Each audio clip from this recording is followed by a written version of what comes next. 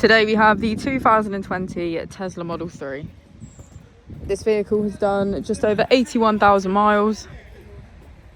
It has an automatic transmission and a fully electric motor. On our user interface, we're met with navigation as a feature, as well as an overview of the vehicle. This allows us to open the bonnet, boot, and charging port, all from within inside the car.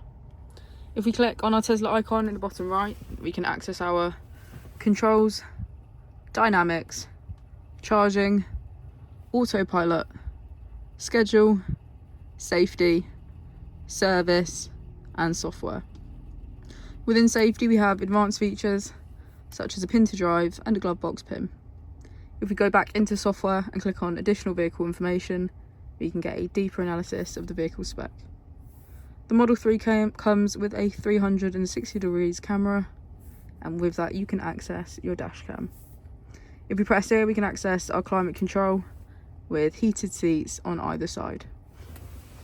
As we go into the back of the vehicle, you can see that it has a full leather black interior and get a good view of our panoramic roof.